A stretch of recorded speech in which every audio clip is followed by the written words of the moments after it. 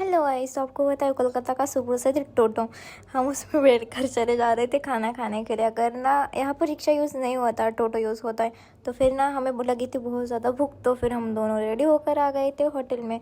नशा कहकर छिड़ा पर में एक होटल है, तो फिर हम वहाँ पर आ गए थे। मैं सेकंड टाइम आई थी उस होटल में। मतलब बहुत अच्छा खाना मिलता है यहाँ पर, बहुत ही मतलब डिशेज़ भी बहुत अच्छे होते हैं। तो फिर हमें उनको कहा था कि चाय लाने के लिए, चाय इज़ लव। मतलब कि जब तक मैं 2 दिन से चाय भी नहीं पिया था, तो फिर मैं अभी चाय पीऊँगी पहले, मैंने कहा। तो फिर यहाँ पर ना मिट्टी के जो होता है ना, उसमें चाय देता है, नहीं कि कप में।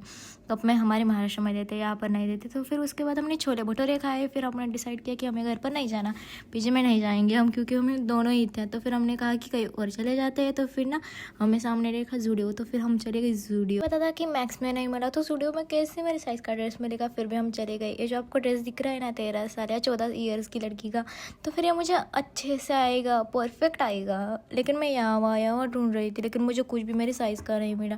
ये देखो, मेरा मैं खुद को देख रही थी कि मेरा साइज़ कितना छोटू सा पतली सी लड़की, और इसमें से मुझे कुछ भी नहीं आएगा, कुछ भी।